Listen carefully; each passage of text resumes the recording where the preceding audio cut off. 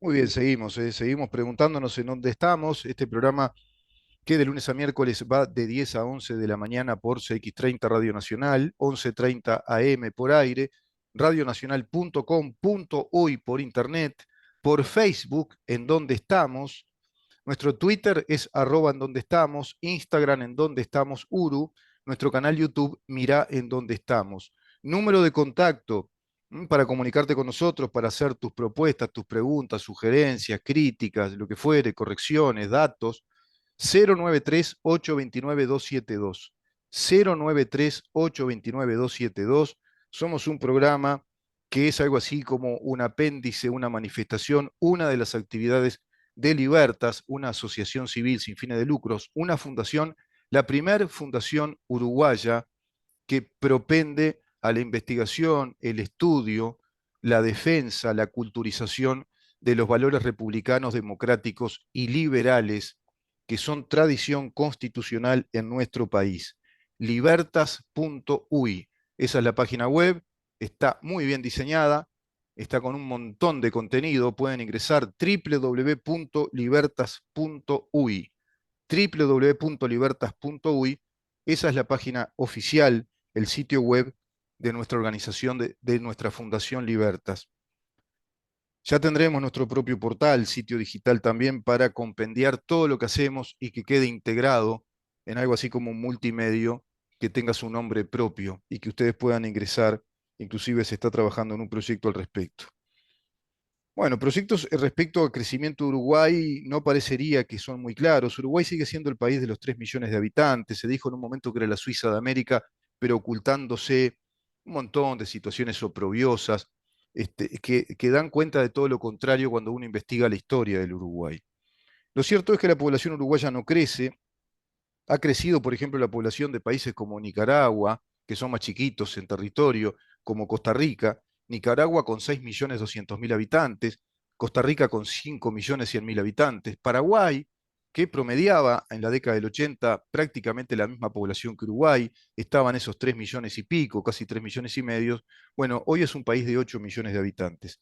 Uruguay, de acuerdo a su capacidad territorial, podría perfectamente ser un país que albergara o superara la población de Costa Rica y de Nicaragua, e inclusive la de Paraguay podría sumarse, podría ser un país perfectamente viable si estuviéramos hablando por lo menos de un país con 11, 12 millones de habitantes a 20, ponele en un promedio, creo que con un máximo de 25 millones de habitantes por su capacidad territorial. Imagínense un país que hoy fuera por lo menos como Paraguay, de 8 millones de habitantes, 9, ya el mercado sería distinto, sería una sociedad que tendría más posibilidad de autoabastecimiento en cuanto a la actividad comercial, más desarrollo de actividades comerciales, el desarrollo de fuentes de trabajo más sustentables, tanto en la perdurabilidad del trabajo y la calidad de ese trabajo en todo sentido. Todo esto que estoy diciendo al pasar son temas dignos de ser desarrollados en artículos muy específicos. Intentaremos hacerlo con especialistas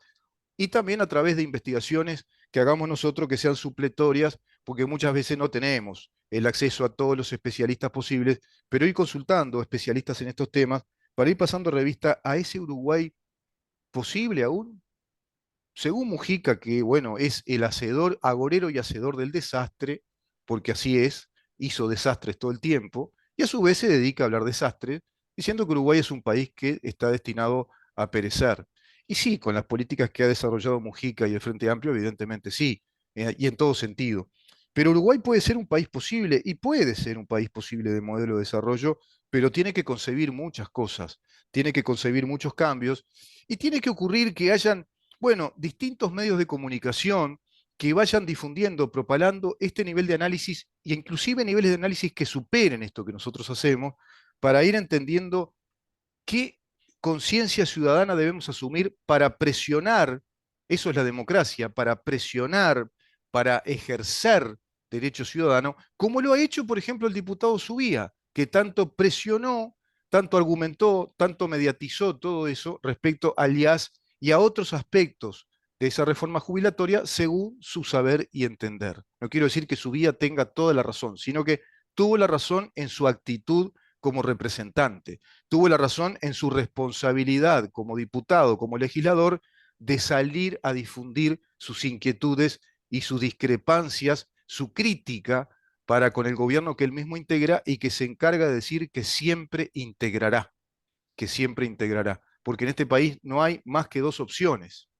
Tenemos esta opción y tenemos la opción del marxismo-leninismo, hoy disfrazado de marxismo cultural, alineado al Foro de San Pablo y su plan hegemónico para todo nuestro continente de llevarnos al modelo de los estados socialistas según el socialismo del siglo XXI que mentó ese teórico, ese doctor en filosofía proveniente de la Escuela de Frankfurt, que es Heinz Dietrich, y que fue el mentor de Chávez, de Maduro y de esta escalada continental que a su vez, bueno, sumó un montón de teóricos desde el neomarxismo revolucionario para incorporar todo esto como el arsenal argumentativo político de las fuerzas de izquierda.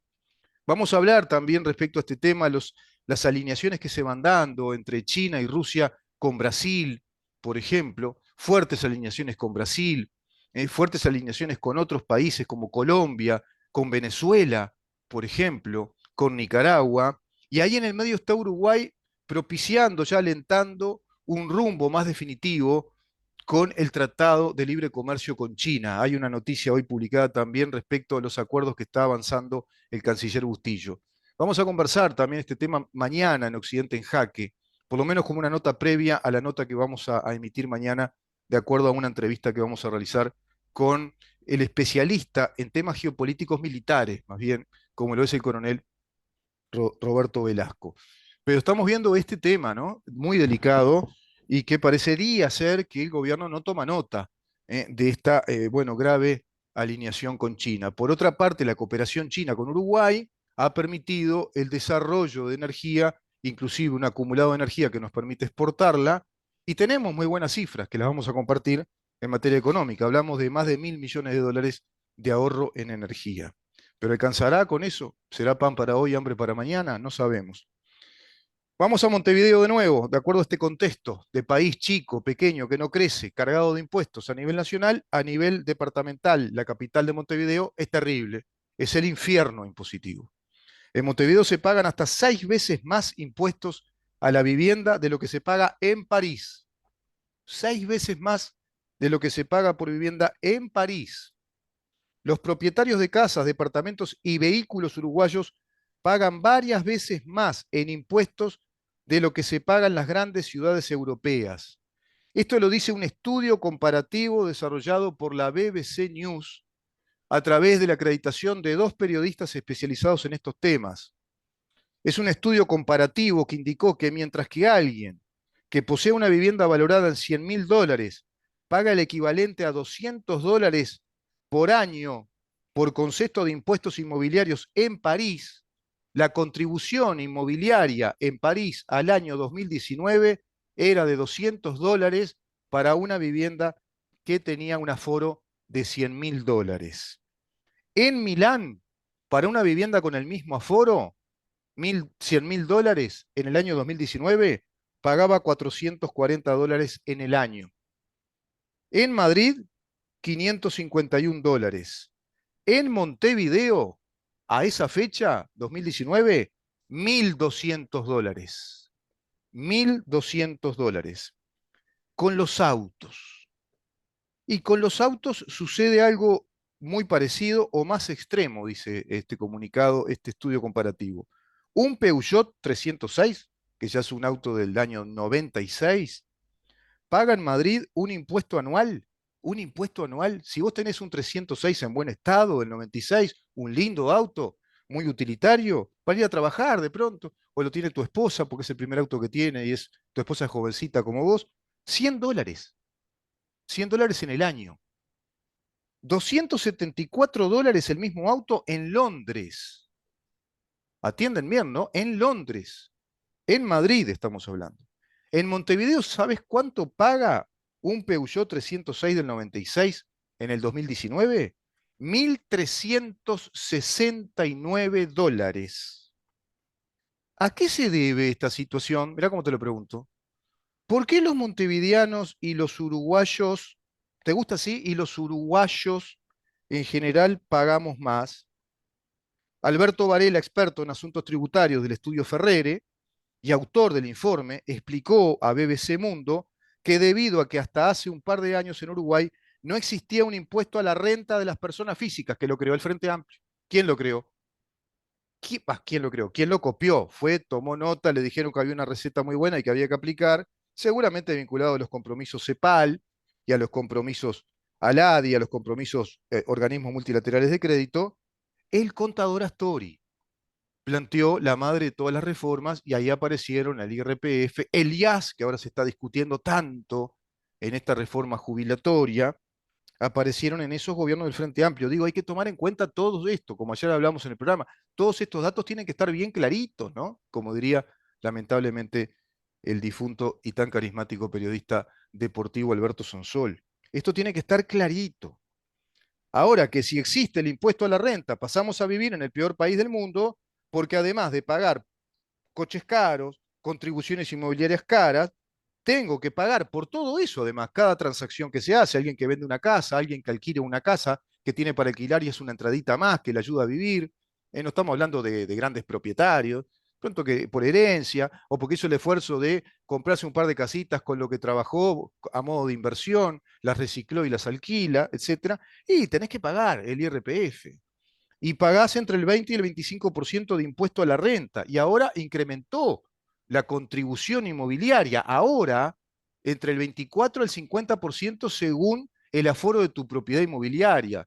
Vale decir, según la zona, según la calidad arquitectónica que tiene, el área edificada y la zona, el barrio, le decíamos antes, en el que vivís. Es decir, no tenemos un impuesto único. Se van gradualizando los impuestos, van haciendo una escalada, van persiguiendo, con una evidente vocación socialista, persiguiendo a los que tienen más patrimonio, porque supone, de modo abstracto, que el que tiene más patrimonio tiene más dinero para pagar. Jamás piensan que hay más presupuesto involucrado, hay más gastos, y quizás los márgenes no sean tan grandes como piensan, sino que tiene un nivel patrimonial como para darse un nivel de vida de más calidad, pero que le implica muchos costos también a esa familia o a esa persona. Eso a los socialistas no les da la cabeza para eso. Tenemos los impuestos indirectos más altos del mundo. El IVA, 22% de IVA, no bajó nunca el IVA. El IVA se quedó ahí, no viene. El IVA sigue. Los impuestos municipales más altos del mundo, combinado con un impuesto a la renta que es comparable con el de los países desarrollados, bueno, ¿qué te da como resultado? ¿Cuál es la ecuación final? Es un país caro. Uruguay en sí es un país muy caro, pero a su vez Montevideo lo hace más caro. Lo hace, lo hace más caro Lina ahora, ¿no? Más caro Lina Cose es carísimo. Lo que explica la diferencia de montos entre impuestos, entre propiedades del mismo valor, es que además de que en las ciudades europeas las tasas son más bajas, estas tasas son fijas, no son progresivas como acá. Es lo que estaba diciendo hace un ratito. Son tasas fijas, es el mismo porcentaje. Acá te varían el porcentaje según la propiedad inmueble, te varían el porcentaje a la patente rodado según el modelo de auto. Es decir, una casa evaluada en $50.000 en Roma paga el 0,46% del valor de ese aforo, $230 en el año. Una propiedad de $200.000 paga la misma tasa, 0,46%, y así sucesivamente. Siempre es la misma tasa impositiva. Acá no. Acá tenés distintas tasas impositivas, tenés fictos por un lado, como por ejemplo la conexión que te hace OCE del agua, pero en Montevideo vos tenés aforos y tenés tasas graduales impositivas. En Montevideo una propiedad de $50.000 paga una tasa del 1% de impuestos, $500, pero una propiedad de $200.000 paga el 1,2%, es decir, $2.400. La tasa se incrementa hasta el 1,4% si el valor del inmueble es mayor. En París, esa tasa es del 0,2%, por lo que una propiedad de $200.000 paga $400 en el año. Acá una propiedad de $200.000 paga 2.400 pesos en el año. Ahora paga más. Estos ya son datos viejos.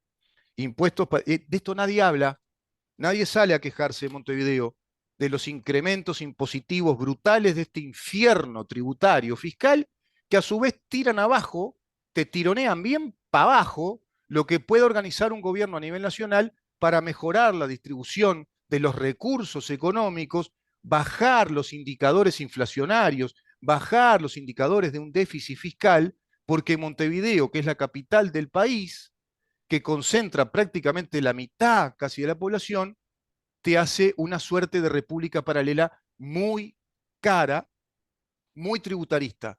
¿Para qué? ¿Los servicios cuáles son? Y llueve un poquito. ¿Y qué pasa? ¿Tenemos el video por ahí, Damián? ¿El sonido? ¿Qué pasa cuando llueve en Montevideo? Cómprame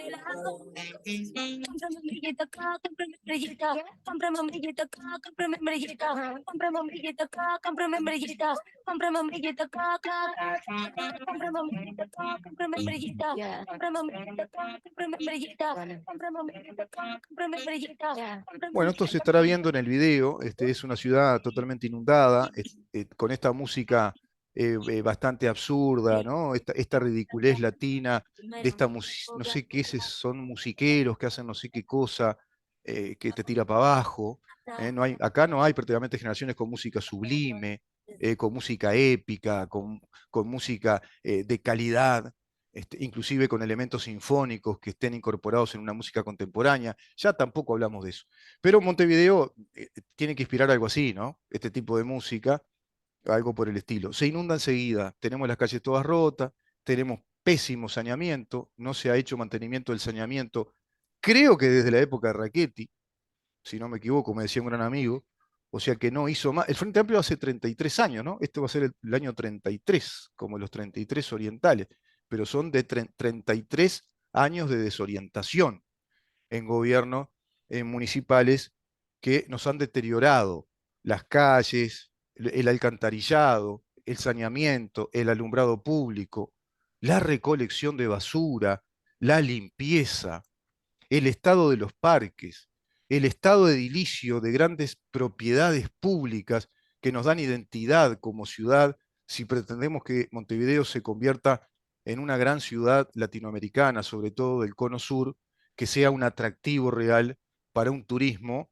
y que ese turismo sea una industria creciente en el Uruguay. Tiene todas las condiciones Montevideo de ser una gran ciudad turística, por las calidades edilicias, por la superposición de estilos arquitectónicos, pero a su vez se ha extendido mucho de modo absolutamente irregular, irregular, donde tenés una extensión urbana muy grande, ¿no? Porque hablamos de Montevideo urbano y hablamos de Montevideo rural, porque en definitiva es nuestro departamento que tiene el mismo gobierno, gobierno departamental con decretos con fuerza de ley en su jurisdicción, dice la reforma constitucional, dándonos una especie de federalismo jurídico, legislativo en materia municipal. No en materia económica, aunque también está económicamente, está bastante federalizado porque tiene muchos recursos la Intendencia. Fíjate todo lo que nos cobra, ¿no? Y a su vez lo que terceriza. Y que no sabemos, y que Carolina Cose no dice lo que terceriza, lo que licita por licitación abreviada, directa, todo el tiempo, y cuando le piden informe, y la señora no va. ¿Le hicieron un juicio político? ¿Cómo te va, Carlos? Gracias por estar con nosotros. ¿Le ¿Qué hicieron un tal? juicio Buenos político, días, Fernán? Rubén. Buen día. Bueno, estaba escuchándote sobre las licitaciones Ujú. y llama poderosamente la atención la manera nepótica de utilizar los recursos de la Intendencia de Montevideo, ¿no? Ujú. Ya lo vivimos en el famoso Antel Arena, que terminó costando 120 millones de dólares. Hasta el día de hoy lo están negando. Que costaron eso, pero eso es lo que dice la JUTEP, eso es lo que dice, fue firmado por el representante del Frente Amplio, Jorge Castro, que al otro día le pidieron que amablemente que se retirara de la JUTEP porque había firmado, había dejado en evidencia a Carolina Cosa. Yo lo que estaba mirando en estos días, ya van varios días que llevamos en el mismo tema, licitaciones públicas, licitaciones abreviadas, y ahora le agregamos compras directas. Compras directas. Bien. Compras directas. O sea, básicamente los entes, o sea, estamos hablando de las intendencias y los organismos estatales, Administración Nacional de Puertos, ANCAP, ministerios, o sea, todos hacen sus compras mediante básicamente en estos tres formatos. Motivo por el Y cual fue llevado a un juicio político y tuvo que renunciar a la banca el exministro Cardoso, por aquellas claro, licitaciones por directas, ¿te acuerdas? compra directa. Por compra directa. Sí. Claro, Es más, del punto de vista jurídico no hubo reproches hacia Cardoso, claro. sí desde el punto de vista ético. O sea, Ujú. no se le comprobó ningún tipo de irregularidad, sino era Ni más bien lo que se ilícito, estaba haciendo. claro, claro. Además ya se estaba haciendo eso. Ujú. Tampoco es un argumento válido decir estaba mal y ya se estaba haciendo, No, no, pero no claro. quiere decir que él entró y Y fue el empezó con autor, esto, sino que claro, no fue el autor exclusivo que entró con esa mecánica o esa modalidad, sino que ese modus operandi venía de antes, ¿no? Ujú. pero había una desesperación total por tratar de encontrar algo que se apresuraron a los hechos y no se configuró ningún delito económico y la empresa desapareció y bueno, Mm. si hubieran esperado un poquito más para mi gusto, hubieran podido probar algo, pero no lo Sí, hicieron. incluso, Pero incluso tiene un símil con probar algo respecto a Quechichán, a ministerios de turismo anteriores, porque iba a tocar a mucha gente hacia atrás todo eso, ¿no?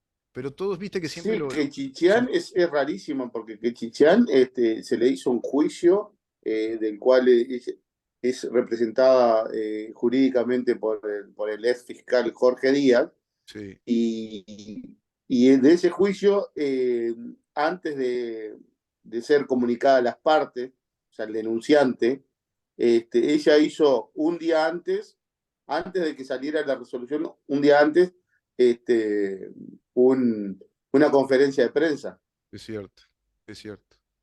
Sí, sí. antes de Afe- que a- saliera el fallo. Afectando la formalización y el fallo posterior, ¿no? De la fiscal. Sí, sí. Pero claro, estaba Jorge Díaz, está el rey de la fiscalía.